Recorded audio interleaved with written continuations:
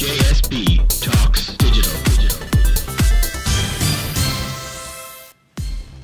Hello and welcome to JSB Talks Digital, the podcast for marketers, small business owners and those of you bringing your skills into the digital age. I'm Joanne Sweeney-Burke and this podcast is brought to you by Digital Training Institute. Coming up in today's show, Facebook will pay internet stars for live video, the 2016 email marketing metrics study, Twitter announces application process for verified accounts, my shoutouts, Social Media Success Summit, the Marketing Success Summit, and my new 4-week online program, How to Win Digital Business. I interview author Kat Hogan, my featured column, How to Attract Qualified Leads to Your Website, and Sumo Me, the social media tool that saved my working week. Social media news. Have you noticed the social networks up the ante recently? I don't know about you, but it feels like they are escalating the fight to get our attention and our time. So Facebook is to pay internet stars for live video.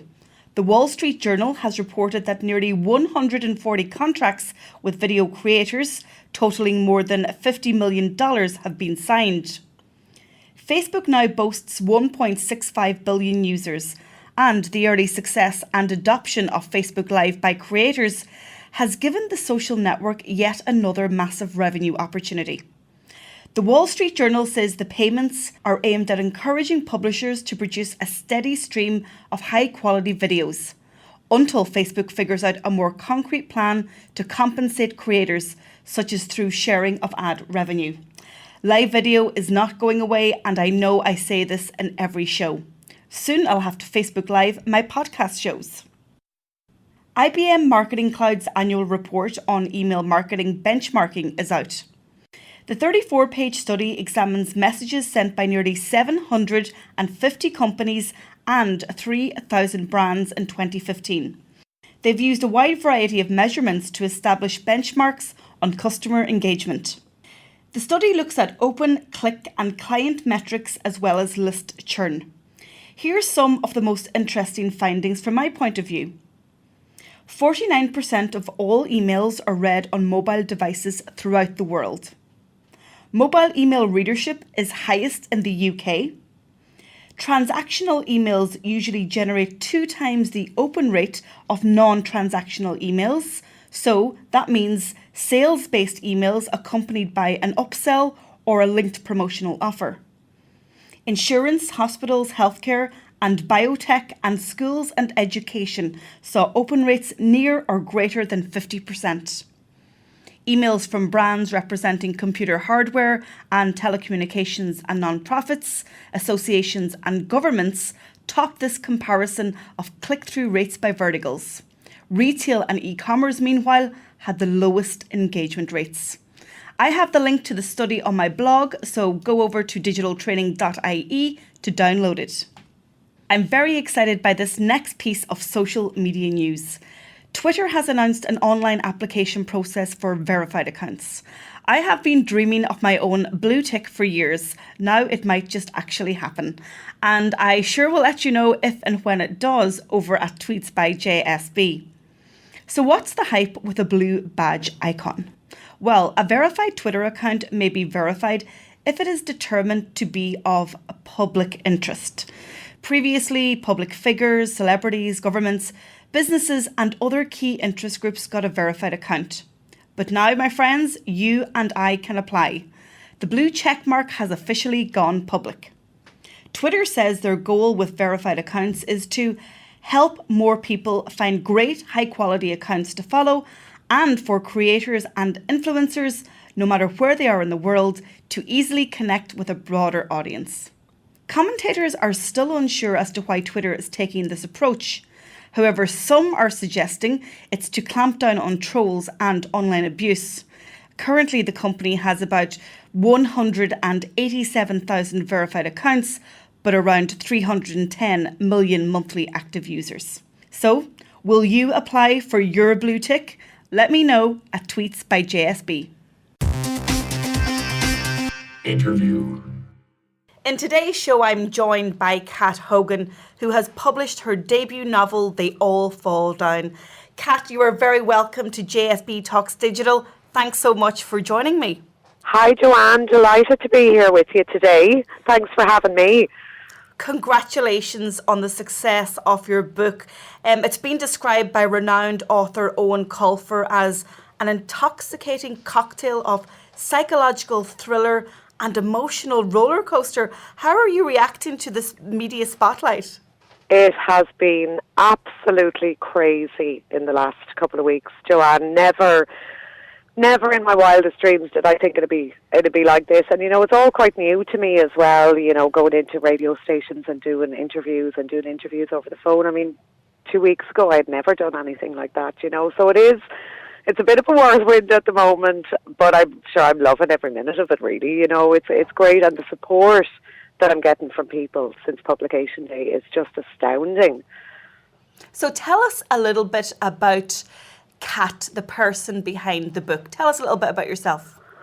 Well, Kat, the person behind the book, first and foremost, I'm a very proud Wexfordian, from Wexford obviously, and I'm married to 2 little boys, Joey, who is 11, and baby Arthur, who is 3 very soon. My background, I suppose, really is the fact that books really came before the writing of books started. I'm an avid reader, always have been. It's my form of escapism, and then sort of by day I worked in hospitality for a long time until I decided to go out on myself on my own and write content for business. So that kind of started the whole writing process for me, really. Then I did a creative writing course because I had this urge in me to write fiction. Did the creative writing course to get the nuts and bolts together, and then eventually decided, right, I'm going to do this, and wrote the book in 6 months and finished it in last June, the end of June last year. Had an agent by August and had a 2-book deal by November. So ever since then, I've just been shaking my head in disbelief, really, You couldn't even write that debut author story, could you? It's happened so quick. And what's interesting for me is that, you started professionally writing content for businesses for the social web, and writing for the social web is so different to the long form that you've written in the book, They All Fall Down.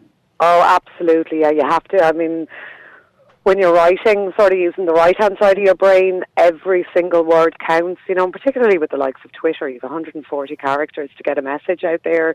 So you have to be very discerning with the words you use. But I did a law degree about 4 years ago now, maybe 5, a little bit more.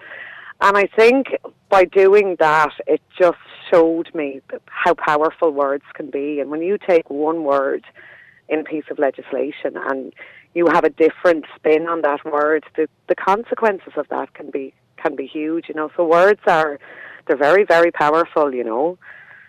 And how have you used social media to promote yourself and the book? Has it been a help or a hindrance? Oh, it has been a huge help. I am a massive fan of social media. Facebook and Twitter in particular. I'm warming up to Snapchat at the moment. I'm finding my feet with Snapchat as I am with Instagram, but Facebook and Twitter have been great friends to me, and sort of I like social interaction anyway, and so a social media platform is perfect for that. I like keeping up with people. I like seeing what they're doing. I like telling people what I'm at.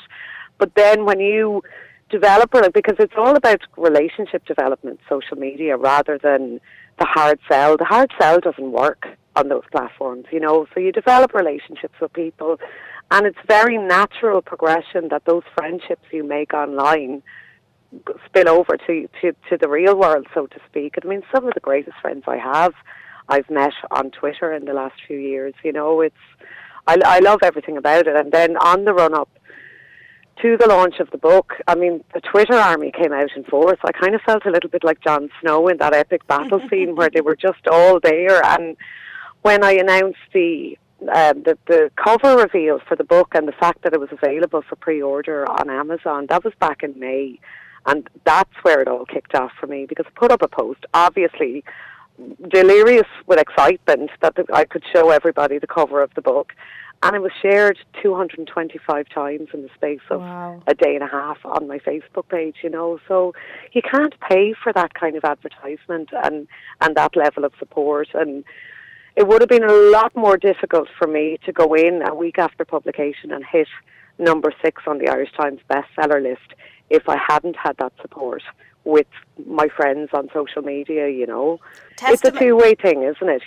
I can't expect people to be supportive of me and get me out there if I don't do the same for them. And I'm very conscious of that, and I do, in my own little way, try and help people promote their businesses as well, But testament to the fact that you have built those relationships. And I was at your book launch at the Gutter Press bookshop in Dublin recently, and all our mutual social friends were there in real life to support you. Yeah, and you see, that's the thing, we first met on social media, built up a relationship, and then the first time I met you in person was at that event you did in County Carlow, but it was because I liked you.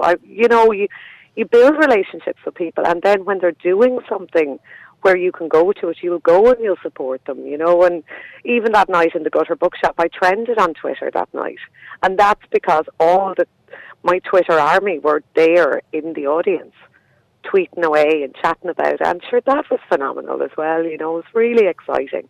It's a new time for authors. Oftentimes we read books, we knew the names of our favourite authors, but by and large, we didn't know what they looked like. We didn't know anything about maybe their personality or their family. But social media actually brings out the person behind the book. Are you comfortable being in that space and being front of your book as well?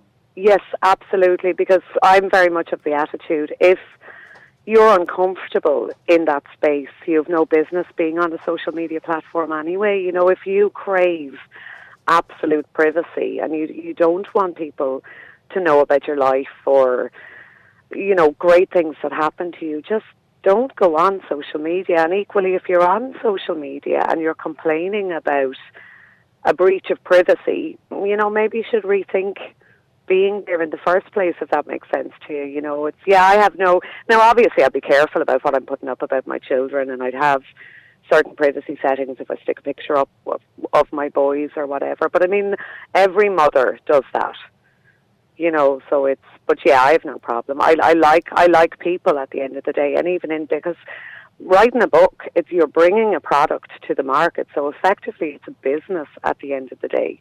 And we buy from people. We don't buy because of the packaging as such. We buy because we trust in the person that's selling the product, and we like the person that's selling the product, and that social media helps that so much. So one book down, am I right in saying to the listeners here that there's another book coming from Kat Hogan? There's another book coming from Kat Hogan, and the second book is due on my publisher's desk in September. Wow. So no pressure. Yeah, no pressure at all. But we'll get there. It might be a messy draft. I'll hit that deadline with any bit of luck. If I can stay off social media, maybe I'll hit that deadline, Kat Hogan, it's been most wonderful to have you on my podcast, JSB Talks Digital. Tell everybody where they can get their hands on They All Fall Down. The book is available in all good bookshops nationwide, and it's also available on Amazon for Kindle. I think it's in the Book Depository, it's on Kobo, it's on iTunes, and on Google Books as well. So just Google me or walk into a shop and look for me. Wow, she's everywhere. Kat Hogan, the very best of luck, and I look forward to our continued social media conversations. Brilliant. Thanks a million, Joanne, for having me. Take care. Shoutouts. In this part of the show, I give shoutouts to those who are remarkable online and worth talking about. My first shoutout goes to Social Media Examiner's Social Media Success Summit, which is the largest online social media conference. By attending, you'll join 4,000 of your peers as you discover how to gain more exposure, increase traffic, cultivate loyal fans, and grow your business with social media. 39 of the world's leading social media pros will show you how throughout the event, which takes place over 4 weeks in October. Here's 3 reasons to sign up. You'll receive all 39 live original training sessions in 1 month without leaving your office chair, plus access to video recordings, transcripts, slide decks, and audio for a full year. You'll be taught by experts who operate on the leading edge of social, such as Mary Smith, Joel Comm, Neil Schaefer, John Loomer, Amy Porterfield, and more. And finally, you'll join a community of thousands of your peers, people who share the same interests as you. I'm going. Will I see you there? Register at socialmediaexaminer.com/SM Summit. My next shout out goes to Emma Darcy, founder of the Marketing Success Summit. I joined Emma's summit and presented my 8-step digital PR strategy. While the event has now passed, Emma is offering access to all presenters' material on her website. Emma secured a high-profile lineup of great voices from across the world in all areas of marketing, such as Brian Fanzo, Samantha Kelly, Jenny Brennan, and Denise Weiler. So by accessing the content from the Marketing Success Summit, you will learn blogging and how to leverage it for your business, effective sales and pricing strategies, Facebook ads, Snapchat, and more. So log on to marketingsuccesssummit.net. Finally, I'm giving a big shout out to my 4-week online program, How to Win Digital Business. This program is aimed at solopreneurs selling their services as digital marketing and social media managers. Why join this program, I hear you ask? Well, you will have 4 by 1 hour live and interactive webinars with me. I will give you a pricing client project template. You will find out how to pitch a digital marketing or social media project to a client, and also my template on how to present it. You will also get a 30-minute one-to-one call with me to discuss a current client pitch or specific information from the program. All of this for just $99. If you're interested, log on to bigmarker.com/Digital Training Institute and click on the 4 Ps of winning digital business. JSB's column. How to attract qualified leads to your website. Having qualified leads for your business is vital. If you're serious about your offline and online marketing activities, then you have to be able to measure results. One critical way to do this is to grow qualified leads for your business. I decided to develop an infographic depicting the ways in which you can warm up prospects while qualifying them for sales. I've based this on my own marketing, PR, and digital tactics over the past 15 years, so I can say for certain they work. So what is a lead? The Marketing Dictionary describes a qualified lead as a marketing qualified lead is a prospect that has come through expressing interest in one's product and then converting it into a lead. Leads find companies through very many channels. Digital marketing technologies allow marketers to capture and analyze lead intelligence wherever it originates. So it's possible to follow your prospects as they go through your sales funnel. Forbes conducted research into lead nurturing and found that 27% of leads never get contacted. Yet, with a combination of awareness, best practices, and technology, companies can contact around 92% of leads. So here's my top 5 picks from my list of 20. First, blogging. Blogging acts as a magnet for web traffic and qualified leads. Well-written blog posts show off your knowledge and authority in a particular area and are also valuable for search engine optimization. Measure Google Analytics for page views and also ensure you have a social share plugin to make it easier for readers to share your blog post on their social networks. Secondly, premium content. Do you have premium marketing collateral such as ebooks, webinars, podcasts, white papers, videos, or how-to guides that you can share? This type of content provides value to your website visitors who are willing to exchange basic contact information for that value. Measure premium content pieces for overall downloads as well as individual topic or campaign performance. So number 3 on my list are media mentions. The results of public relations activities cannot be overstated. Media outlets have huge traffic, and if your business story is published, it gives you great credibility, authority, and exposure. Most media outlets will now publish your interview or your article on their website and social networks for increased reach. PR is a guaranteed way to generate qualified leads. Number 4, social media. One of the key benefits of social media marketing is building up an engaged community. Evaluate the quantity and quality of your brand followers and track engagement and overall reach of each social channel. From there, consider goals that impact leads and bottom line impact. Track social media as your referring source for downloads, forms, registrations, and sales. And then use social advertising to guarantee qualified leads. So number 5 on my list from the pick, email marketing. Email marketing is certainly not dead. Collecting email addresses by giving prospects access to premium content will build your qualified lead list. Email marketing still has an important role to play in qualifying prospects. So I have 15 more tactics on my blog. Go over to digitaltraining.ie and happy prospecting. Social media tool of the week. Social media tools are a huge part of my working week. I use them on mobile and on desktop for a variety of tasks, from social media management, blog promotion, competitor and keyword research, to visual storytelling. Social media tools are something marketers cannot live without.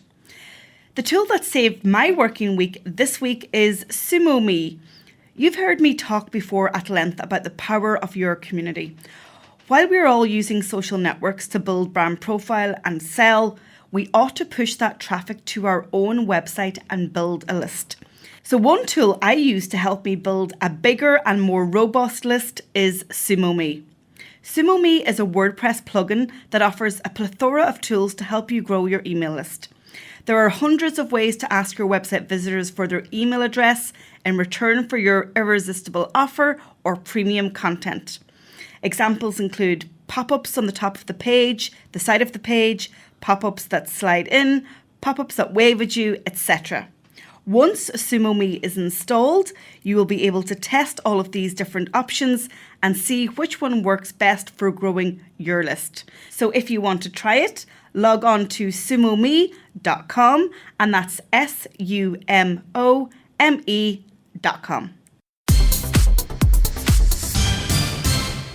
Thanks for tuning in to this episode. If you want to read more about what I discussed on the show, log on to digitaltraining.ie and click on podcasts.